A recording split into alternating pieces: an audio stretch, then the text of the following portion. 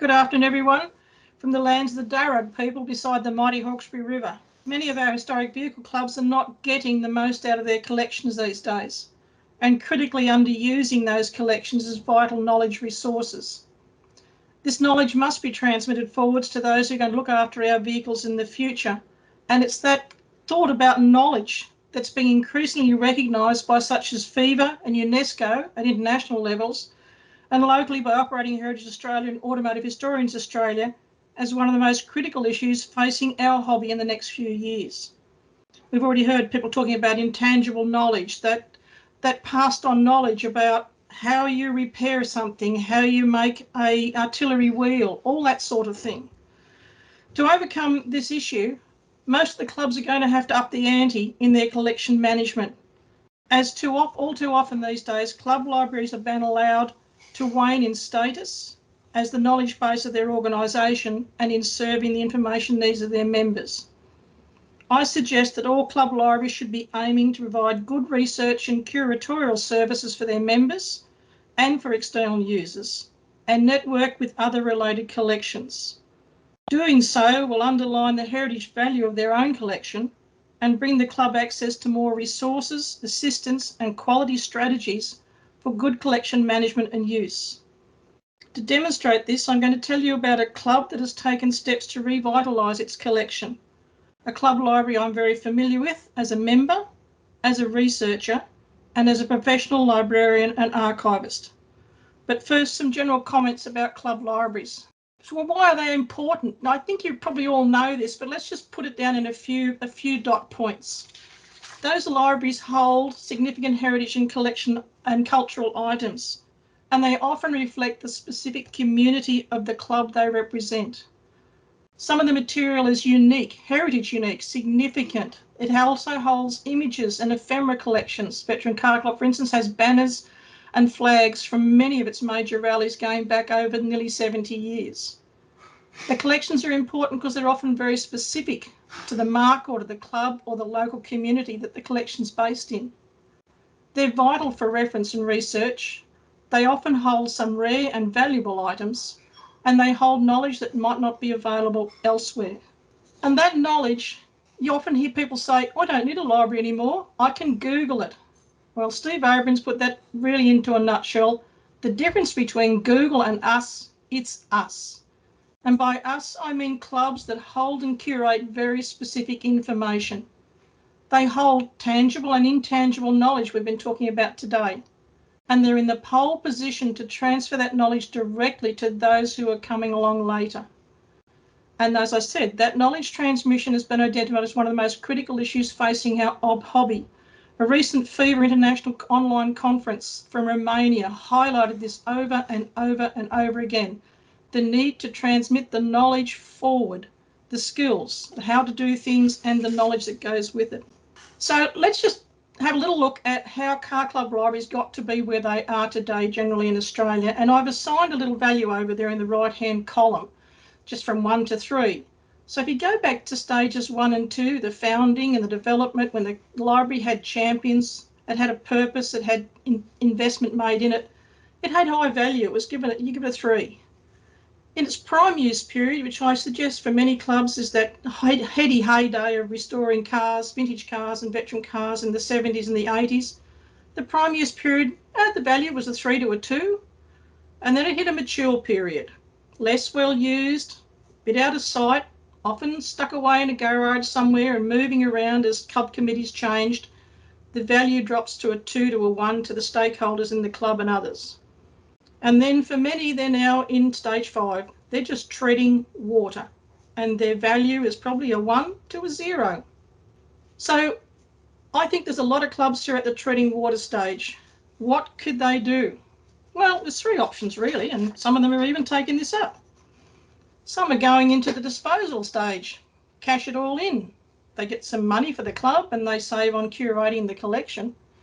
So you get a 3 for money earned and savings, but a 0 in value to the stakeholders. There's no ongoing value in a collection that's no longer there and no longer able to be used by the club or the community it was built for.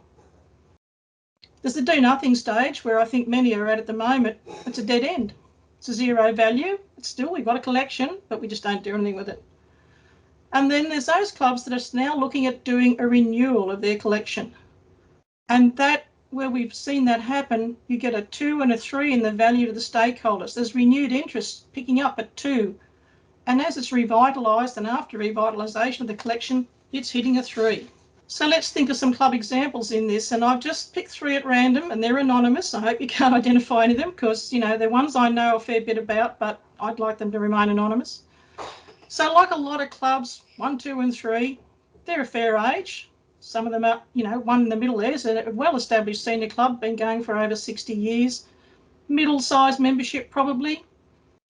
And their collection sizes vary.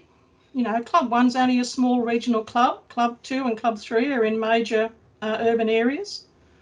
Where have they got their collections? In a private home, private garage, and for Club 3, they've managed to secure a cupboard in another space that's reasonably well looked after. They're all staffed by volunteers. You access the collection by appointment, not really online. Club 3 is having a dabble at it.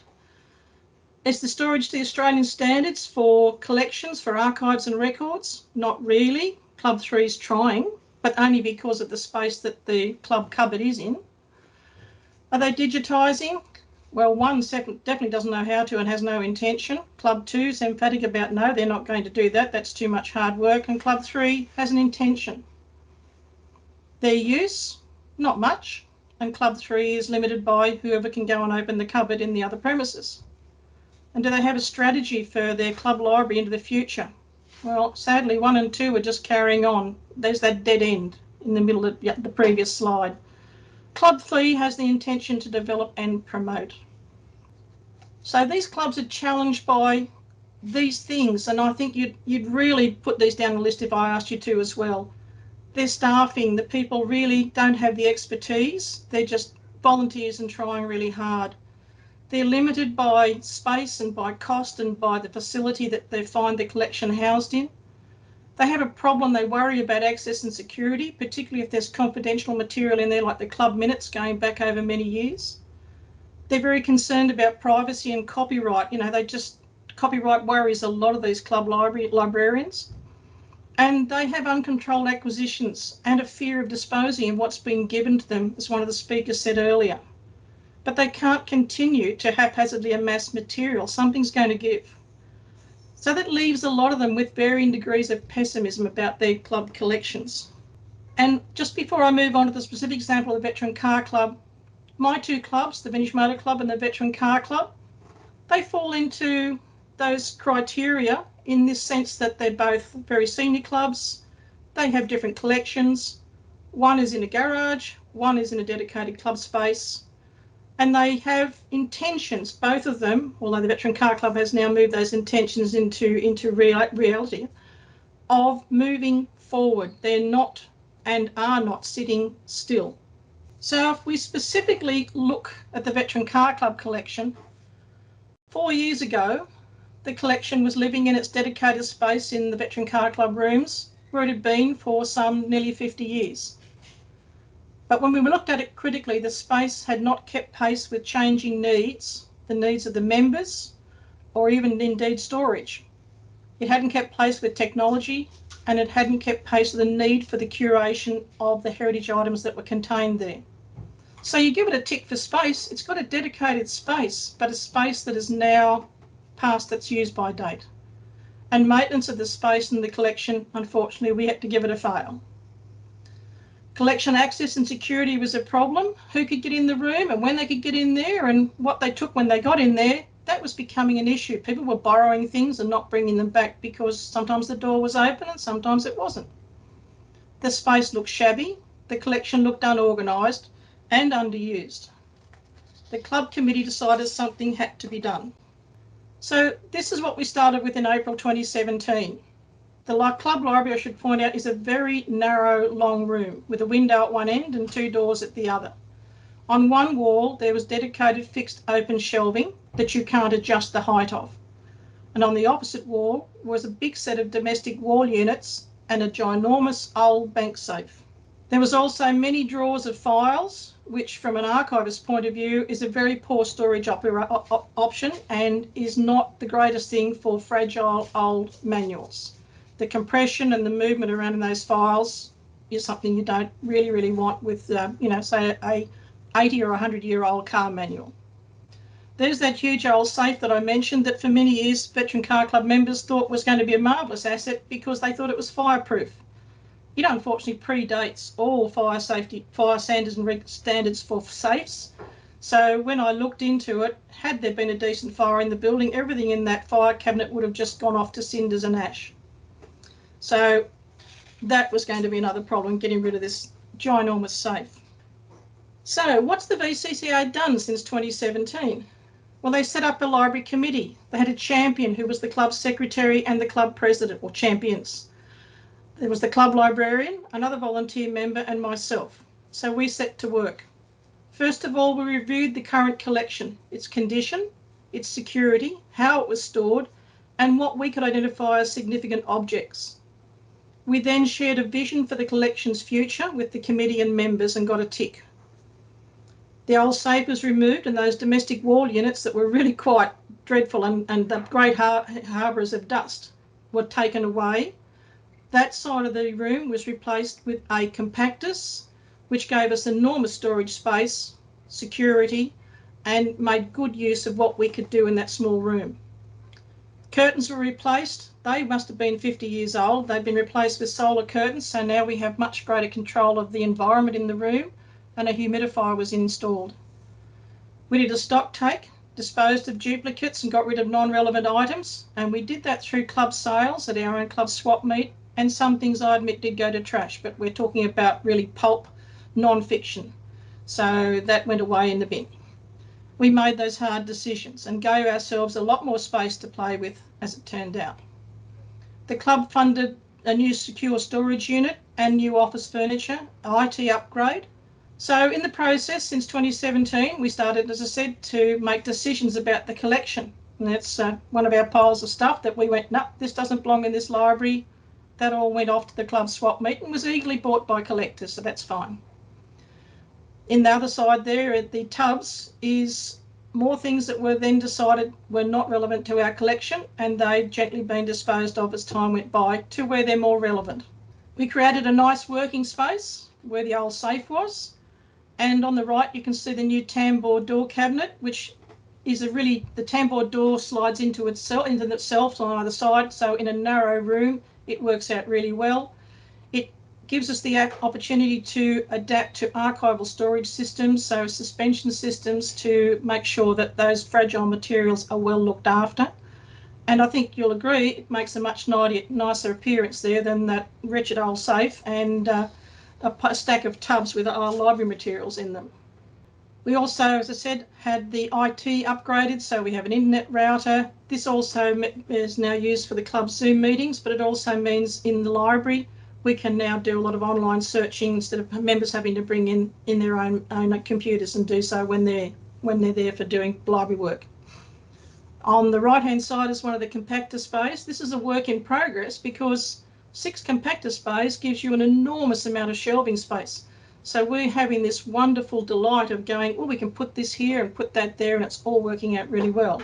COVID has slowed us down enormously because we can't get into the building at the moment, but when we get back, it's going to be great. So what do we plan to do from now on? Well, we will finalise our collection development policy, which means that we can then say to people, thank you for the donation. If you wish to proceed, please be aware we might not keep it because it doesn't really fit, the item doesn't really fit in with our collection. And it just gives people who come after us a chance to say yay or nay to donations because they can point back to the collection development policy. It also gives them a chance to go, this is something we need to buy if something comes up for sale or auction. And we're looking at developing all the other policies and procedures, risk and disaster management and so on that we need. Our collection catalogue is being updated using the Bewley model, the National Motor Museum model from Bewley, which I think was mentioned before from Birdwood. We're looking at storing our images and ephemera appropriately according to archival needs. We're monitoring the collection in terms of environment, as I said about the humidity and so on. We're looking after that and making sure it's maintained at steady temperature and humidity. We're providing a much better useful research space for people who come and use the library with a scanner and a copier.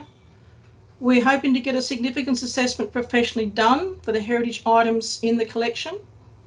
We've also done an assessment of our own, but we'll be working more on that later.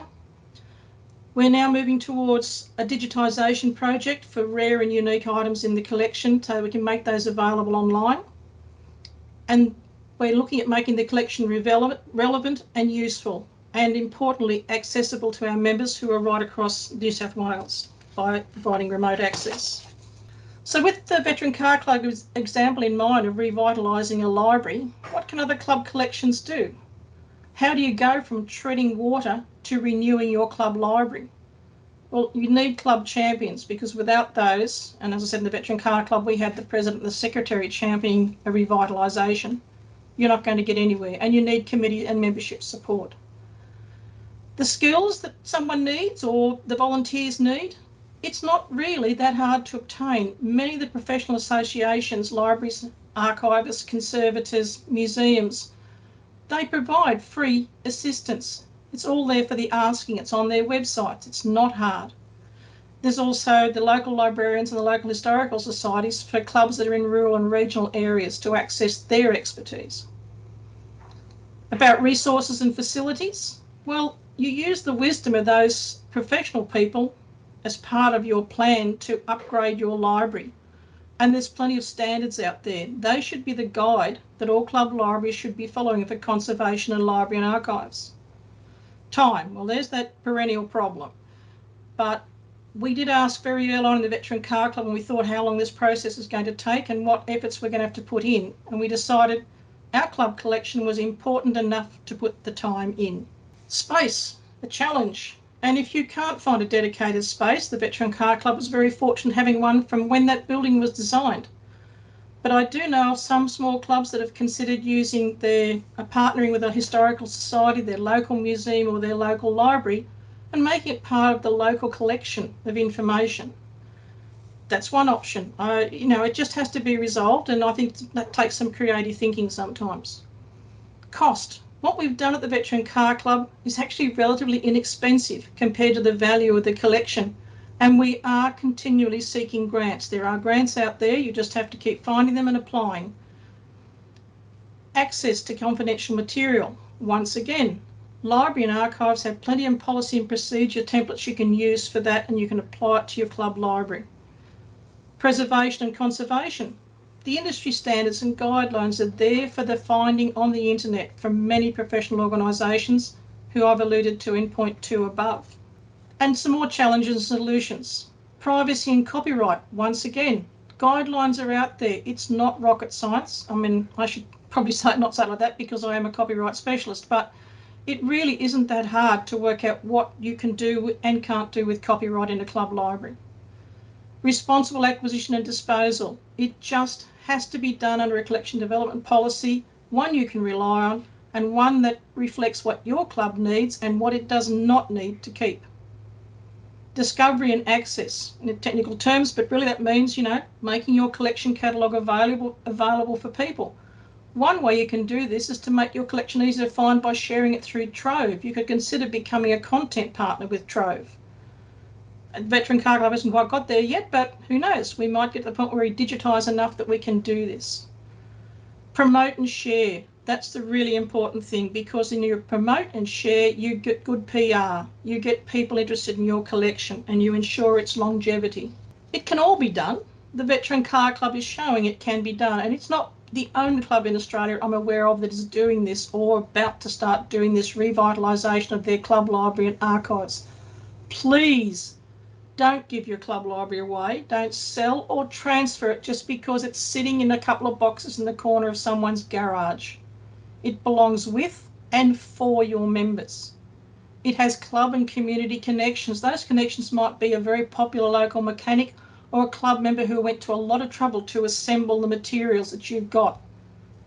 Once it's out of your hands, that collection becomes simply an asset that someone else can divide, trade or hide.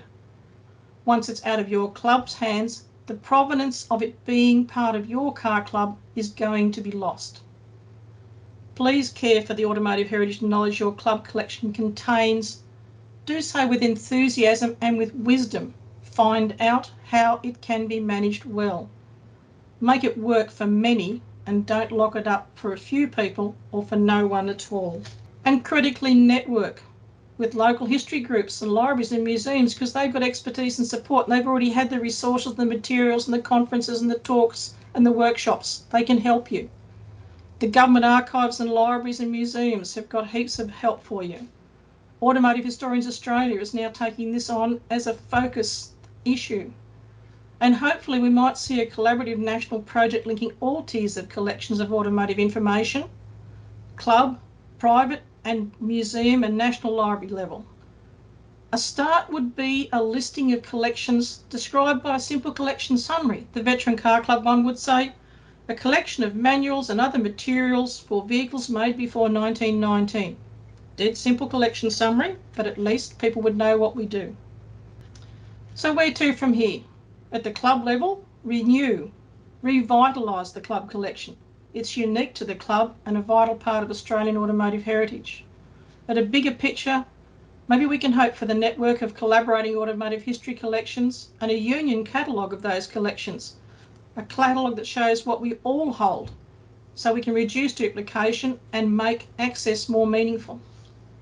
It's important to enrich your club library and the wider automotive heritage community by preserving the knowledge in those car club collections.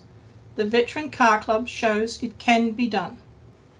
And being a librarian, I can't conclude without providing you with a useful list of resources, so you don't have to worry about hurrying and writing these all down. You can contact me for them, but they will be on the AHA presentation afterwards. And I think, can I just conclude by saying, we talked today several times, people have mentioned tangible, intangible knowledge. The knowledge of the skills that we need to take our vehicles forward, the vanishing and the threatened skills. A lot of that knowledge is encapsulated in those club collections. You can find the information and possibly even people who understand how to put that information into practical situations. It's really vital we don't lose it. Thank you. So Alison. Oh, Jenny, that was awesome. Really exciting. I'm always on the lookout for internship opportunities for my students at UC, and I'm sure many of the other educational institutions around the country would be the same. So maybe that's an opportunity for your car clubs to not only get some skills from people who are training in a relevant area, and that doesn't have to be archives per se. It could be digital stuff, digitization, that sort of thing, but also it would get younger people involved. Yeah, that would be fabulous. I hadn't thought about that possibility of using undergrads who are doing conservation and so on. That I think that could be something we definitely should follow up. Definitely. Nathan, I have asked your question next. Yeah, my question's more of a comment. I liked your approach to quantitating and having your numbering system. I was just wondering, do you find that useful in making your arguments or making your case to other organizations or even within the Veteran Car Club? I have an admission to make. Alison showed me an example of doing that at a meeting about 2 months ago, I think it might have been, wasn't it, Alison? And I just was blown away about how good it was to capture that sense of valuing through time, something that we were looking at. And so I've only just done it for this presentation, but I do intend to do that valuation against a criteria for a lot of things to do with Operating Heritage Australia, for instance. And I think it's something we should all be using. It's a really simple way to do it. Just simple to set up yourself and away you go. And it just gives you a good picture. Excellent. Similarly, we've been using that to make our arguments for functioning vehicle preservation, and it seems to help us actually be able to gather our thoughts in a clear and concise way that the bean counters can actually interpret as well. Yes. Yes. Yep. Thank you so much. Again, like Andrew, I think you've presented at every single conference we've ever had. And really always a delight to hear your knowledge and wisdom around these issues, and obviously in a different format this time. But I think we're starting to realise as we work through this, this is probably quite a seminal event in terms of heritage and collections and the artefacts, within that remit. I don't think we've ever had these kind of discussions en masse as we are today, in one place with the kind of institutions that we are. So thank you for contributing to that today, Jenny.